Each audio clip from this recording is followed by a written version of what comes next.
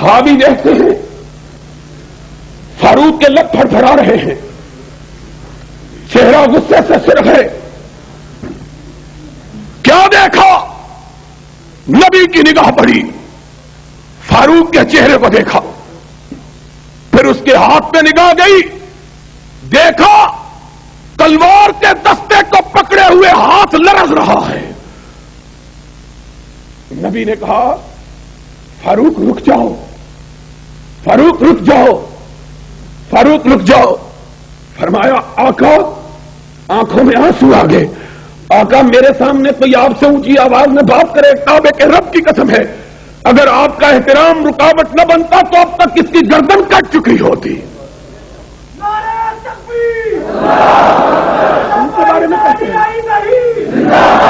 ان کے بارے میں کہتے ہو کہ انہوں نے زندہ حضور کو دفن کر دیا تھا. حضور آنکھیں کھولے ہوئے باتیں کر رہے تھے اور منو مٹی حضور کے اوپر ڈال دی تھی. کوئی تمہیں حیا نہیں آتی؟ اس ملا کو کہو جس نے یہ لکھی ہے، ایک دن کے لیے ذرا وہابیوں کو تو تجربہ کرنے دے اپنی ذات اقدس پر. ذرا دیکھ تو صحیح، ہم مولوی سلیمان کو گورکن بنا کے تیرا حشر کیا کرواتے ہیں. تو دیکھ تو صحیح، حیا نہیں آتی.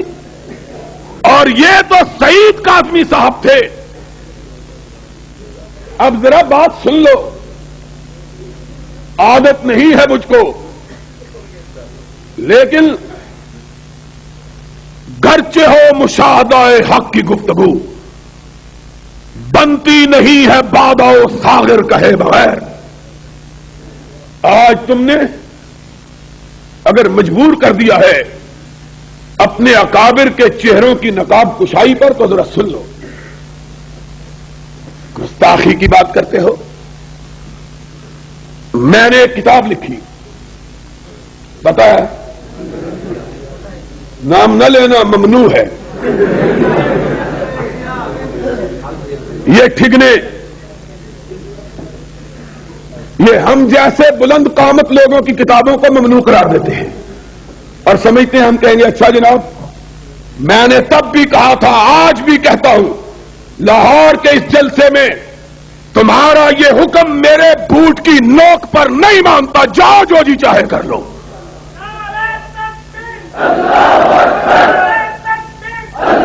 تم نے سمجھا ہے؟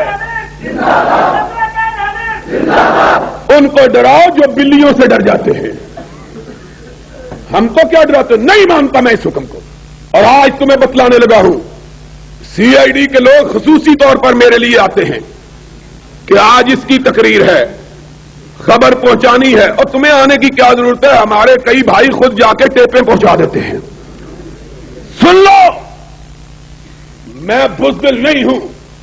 جب تم نے پابندی کا اعلان کیا کہ البریلویہ پر پابندی ہے، اس کے بعد 6 ایڈیشن میں نے چھاپے ہیں. جاؤ جو جی چاہے کر لو.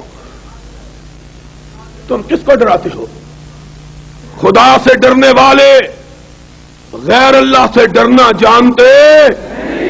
اور جب ہم تو اس وقت نہیں ڈرتے تھے، ہمارے اکابر جب کوئی بھی ساتھ نہیں ہوتا تھا. اور آج تو یہ جوانوں کی فوج ظفر موج ساری ہمارے ساتھ ہے اللہ کے فضل سے. گئے دن کے تنہا تھا میں انجمن میں، گئے دن کے تنہا تھا میں انجمن میں، یہاں اب میرے رازداں اور بھی ہیں انشاءاللہ. اب یہ مسلک کے دیوانے، مسلک کے پروانے، مسلک کی شمع پر قربان ہونے والے سینکڑوں ہزاروں نہیں لاکھوں تک جا پہنچے ہیں. اور بتلاؤ رسول کے دیے ہوئے مسلک کے لیے قربانی دو گے؟ رسول کے عطا کیے ہوئے مسلک کے لیے قربانی دو گے؟ تم کب کی بات کرتے ہو؟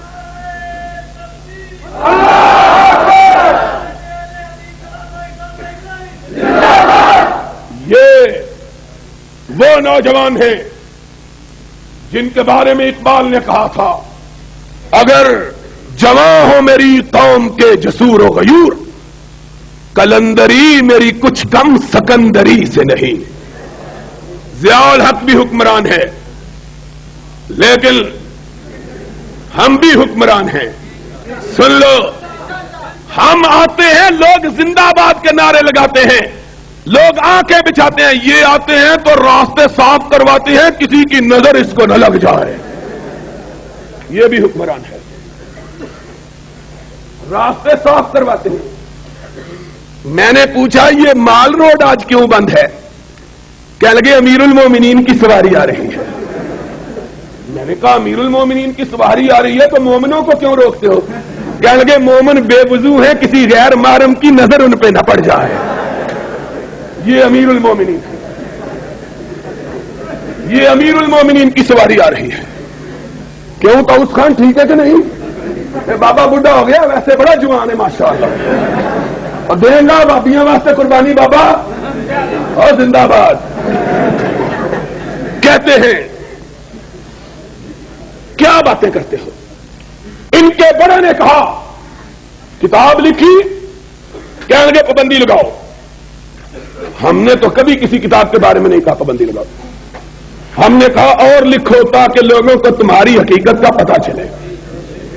لکھو گے تو پتہ چلے گا، روشنی ہوگی تو ظلمتیں بھاگے گی۔ 2 سال 3 سال سن 83 میں کتاب چھپی، آج تک بڑے بڑے ترے باز، بڑے بڑے پان خور، بڑے بڑے سرمگی آنکھوں والے ہم کو مارنے کے لیے، مروانے کے لیے درخواستیں کرتے رہے غیر اللہ کو۔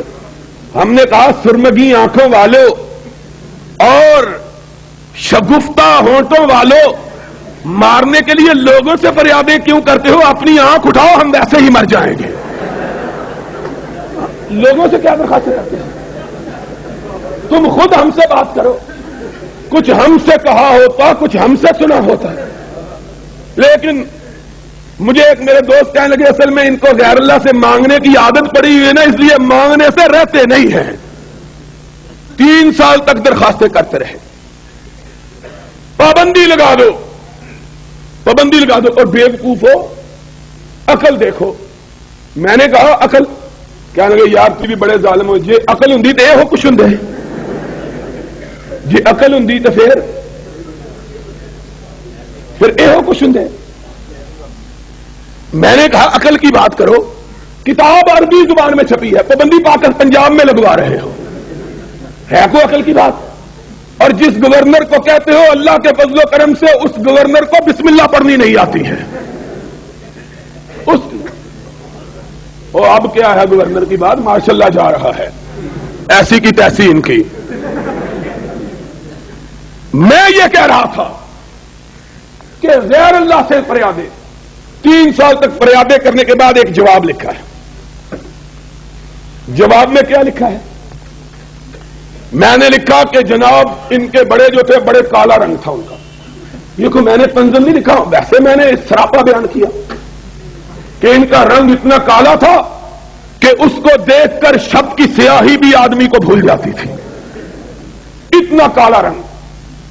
اور میں نے کہا، میں نہیں کہتا، ان کے بیٹے نے کہا ہے، ان کے بھتیجے نے اپنی کتاب میں لکھا ہے کہ رنگ گہرا گندمی تھا۔ رنگ، یہ گہرا گندمی کیا ہوتا ہے؟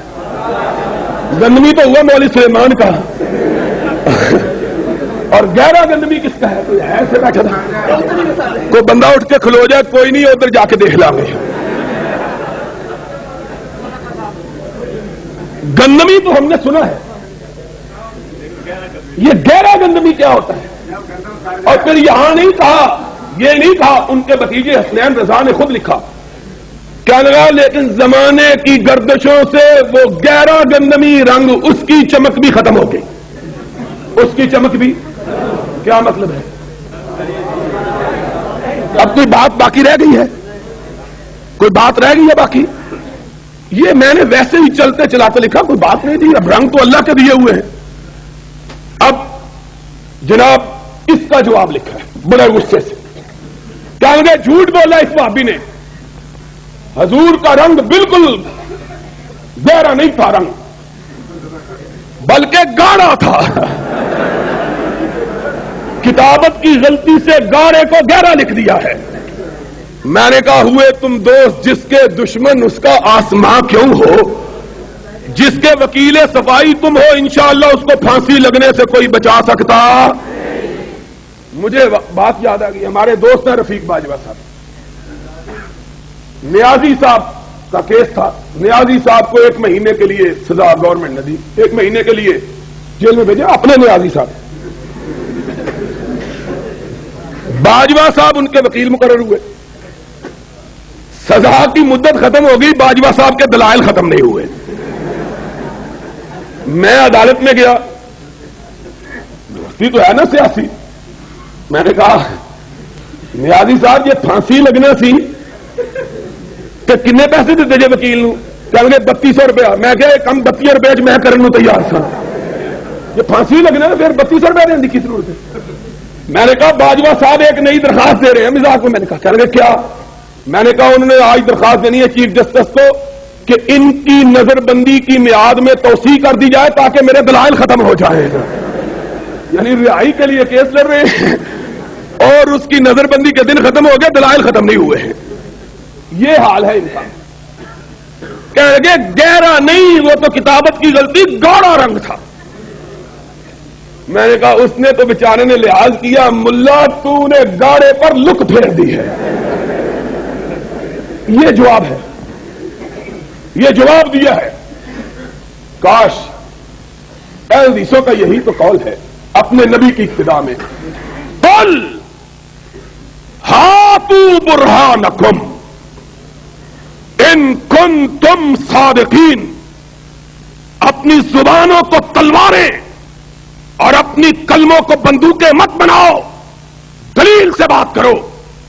تم کہتے ہو سعودی عرب نے قبریں گرا دی ہیں، ظلم کیا، جاؤ میں اللہ کے فضل و کرم سے اہل حدیث کا ایک چوکیدار ہونے کی حیثیت سے اس اسٹیج پہ جہاں سینکڑوں کی تعداد میں ٹیپیں لگی ہوئی، ہزاروں کی تعداد میں لوگ بات سن رہے ہیں، ڈنکے کی چوٹ اپنے احباب دوستوں کی، علماء کی، رفقا کی موجودگی میں اعلان کرتا ہوں، دنیا کے ذخیرہ حدیث سے ایک حدیث نکال کے دکھا دو جس میں نبی کائنات نے قبروں کو پختہ بنانے کا حکم دیا ہو۔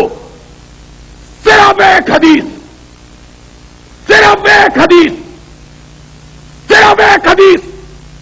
کعبے کے رب کی قسم ہے، کل تمہارے ساتھ میں مل کر سعودی عرب کے خلاف جلوس نکالوں گا اور کہوں گا کہ پختہ قبروں کو کیوں گرایا ہے، یا بتلاؤ نبی کی اپنی بیوی، وہ بیوی کہ جس کے مرنے کے بعد بھی نبی اس کو نہیں بھولا ہے۔ ام المومنین عائشہ نے کہا رضی اللہ تعالی عنہا، مجھے نبی کی زندہ بیوی پر کبھی رشک نہیں آیا کسی پہ۔ پیار تھا نا نبی سے، اور جس سے پیار ہوتا ہے آدمی اس کی نگاہ کو پلٹتے ہوئے دیکھنا بھی گوارا نہیں کرتا ہے۔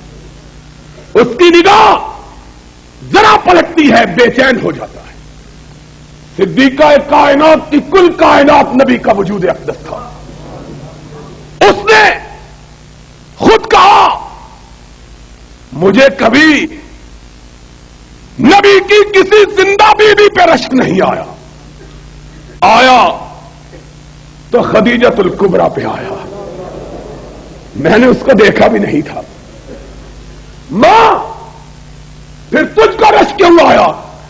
کہا جب بھی خوشی کی بات ہوتی میرے آقا کہتے کاش آج خدیجہ موجود ہوتی، جب بھی کبھی غم آتا نبی کہتے کہ خدیجہ کیسی عورت تھی، جب لوگ مجھے زخم لگایا کرتے وہ اپنے دوپٹے کو پھاڑ کے مجھ پہ مرہم رکھا کرتی تھی۔ خدیجہ وہ خدیجہ۔ کہا قربانی کا دن آتا نبی کے رشتہ دار بنو ہاشم کے سردار موجود ہوتے، نبی کائنات گوشت کٹ گیا تھا، اپنی ازواج مطہرات کو فرماتے میری بیویوں، گوشت کی تقسیم کی ابتدا کرنی ہے تو میرے خدیجہ کی سہیلیوں سے کرنی ہے. سب سے پہلے قربانی کا گوشت اگر بھیجا جائے تو میری خدیجہ کی سہیلیوں کو بھیجا جائے. ایک دن اماں نے کہا آقا کیا بات ہے؟ خدیجہ کو کائنات سے رخصت ہوئے 10 برس ہو گئے، آپ کبھی کسی موقع پر اس کو نہیں بھولتے. آپ نے فرمایا عائشہ تم نہیں جانتی، جب ساری کائنات میری تکذیب کر رہی تھی اکیلی خدیجہ میری تصدیق کر رہی تھی. ساری کائنات محمد کو جھٹلا رہی تھی اور خدیجہ میری کمر ہمت کو بندھا رہی تھی. دنیا والے مجھ کو مٹانے پہ تلے ہوئے تھے اور خدیجہ مجھ کو دلاسا دیتی تھی. کلا واللہ لا یخزیک اللہ ابدا انک لتحمل الکلا وتنصر المظلوم وتعین علی نوائب الحق. آقا غم نہ کرو، میں تو تیری خلوت کی جاننے والی ہوں. جلوت میں تو بڑے پاک باز ہوتے ہیں لیکن خلوت میں تجھ سے پاک باز تو کبھی دیکھا ہی نہیں ہے. کلا واللہ لا یخزیک اللہ ابدا. کعبے کے رب کی قسم ہے میرا رب تجھ کو مرنے نہیں دے گا. تجھ کو بڑے کام کے لیے پیدا کیا ہے. تو مظلوموں کی مدد کرنے والا، بے کسوں کی فریاد کو پہنچنے والا، بے بسوں کا ہاتھ بٹانے والا، یتیموں کی دستگیری کرنے والا اور بیواؤں کے معصوم بچوں کو اپنی گودی میں اٹھا کر کھلانے والا. تو کیسے ضائع ہوگا؟ اور جس دن جبریل کی ہیبت نے سرور کائنات کو دہشت زدہ کر دیا تو خدیجہ کی نور بصیرت کو دیکھو. اپنے آقا کا، اپنے تاجدار کا ہاتھ تھاما اور اپنے چچا ورقہ کے پاس لے گئی. کہہ لگی چچا اپنے بھتیجے کو ذرا تسلی تو دو، یہ کیا فرماتے ہیں؟ کہا بھتیجے کیا بات ہے؟ کہا چچا غار ہرا میں ایک ایسا وجود اترا جس نے کائنات کے کناروں کو اپنے پروں کے نیچے چھپا لیا. میں ڈر گیا ہوں نہ جانے کیا ہوگا. ہائے ورقہ نے اپنی نگاہ تبریک اٹھائی، خدیجہ کو مبارک دی.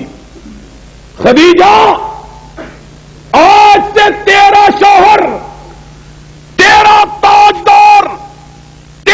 تاجدار نہیں رہا بلکہ پوری کائنات کا تاجدار بن گیا ہے. هذا الناموس الذي انزل على موسى.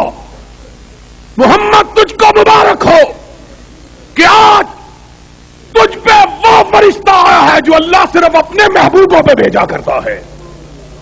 هذا الناموس. اور پھر اپنے اوپر نگاہ ڈالی. یا لیتنی کنت جزا. کاش، ہائے ہائے کتنی مبارک عورت ہے. اس کے رشتہ دار کتنے مبارک ہیں. اس کا نور بصیرت دیکھو لے کے کس کے پاس آئی ہے. یہ ہے نور بصیرت. اسی لیے کہا جاتا ہے مشورہ کرو تو کسی محب